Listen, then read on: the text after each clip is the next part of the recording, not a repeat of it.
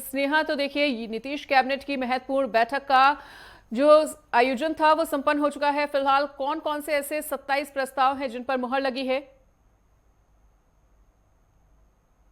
बिल्कुल मनीषा, आज देखिए नीतीश कैबिनेट की बैठक हुई है और इस बैठक में 27 अहम एजेंडों पर मोहर लग गया है। सबसे बड़ी जानकारी ये सामने आ रही है कि 27,000 पदों पर नियुक्ति की जाएगी, 27,330 पदों पर बहाली की जाएगी, जिसमें सबसे बड़ा जो है वो स्वास्थ्य विभाग के तरफ से जानकारी सामने आ रही है। लगभग 20,000 पदों पर नियुक्ति की जाएगी।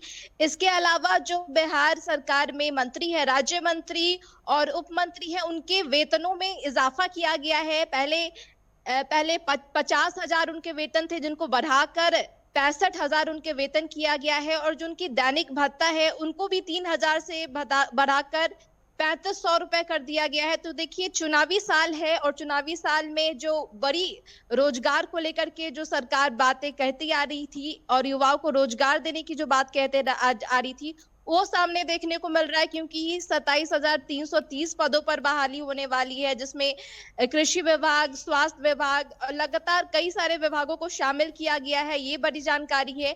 दूसरी जो शिक्षा विभाग की तरफ से जानकारी आ रही है, क्योंकि देखिए हर 10 पंचायत स्तर पर एक अधिकारी को नियुक्त किया जाएगा और बेहतर शिक्षा और गुणवत्ता शिक्षा की जो जिम्मेदारी रहेगी वो उन अधिकारी के ऊपर रहेगी। और साथ ही कई ऐसे स्कूल है, लगभग 600 से ऐसे स्कूल है जिनके मानकों को पूरा करने के लिए 1 साल की अवधि को बढ़ाया गया है। तो ये कुछ जानकारी है जो कैबिनेट के मीटिंग में पारित किया गया है। 27 एजेंडों को लेकर के मुख्य रूप से सरकार ने ये बड़ी जानकारी दी है, जिसके बाद चुनाव को लेकर के ये सारी जानकारी सामने आ रही है। जी मनीषा।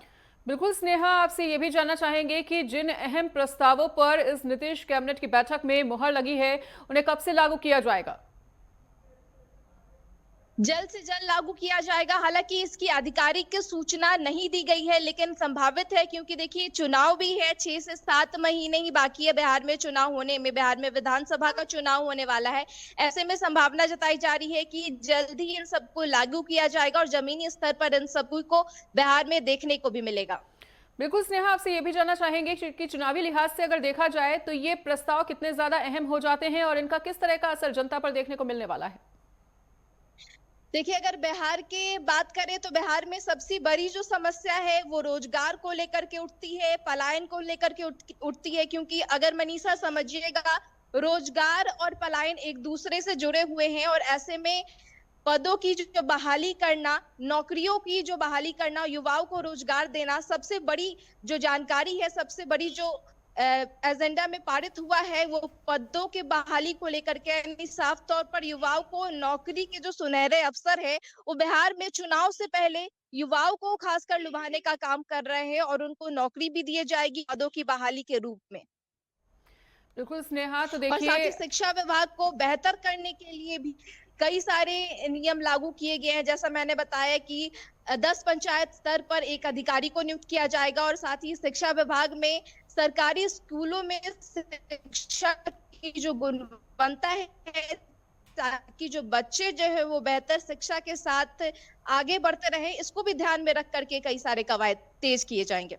बिल्कुल स्नेहा, तो देखिए शिक्षा विभाग में सुधार हो और शिक्षा जगत में एक अनोखी पहल हो, इसकी लंबे समय से बिहार में मांग भी की जा रही है। और अगर शिक्षा विभाग में और भी ज्यादा सुधार होता है, छात्रों को नए उम्मीदें इस काफी ज्यादा इससे हैं, तो ऐसे में इसका युवा वर्ग पर क्या कुछ असर देखने को मिलता है आगामी चुनाव के लिहाज से अगर समझा जाए तो?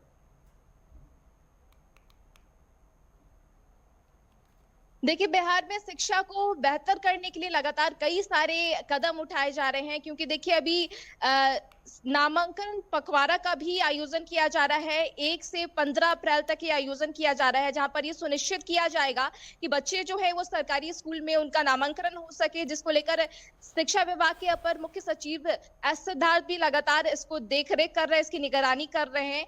और ऐसे में कैसे बच्चों का नामांकन हो, इसको लेकर के बड़ी मुहिम चलाई जा रही है। साथ ही जो अभिभावक है उनको भी जागरूक करने का काम किया जा रहा है। बिल्कुल ठीक है स्नेहा, तो तमाम जानकारी को साझा करने के लिए आपका बहुत बहुत शुक्रिया।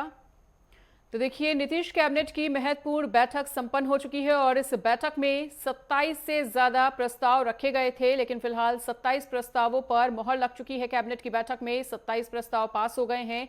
शिक्षा विभाग में सुधार को लेकर विभिन्न कदम उठाए जा रहे हैं और स्वास्थ्य विभाग में 20,000 पद सृजित होंगे। कृषि विभाग में 2,590 पदों का पुनर्गठन होगा।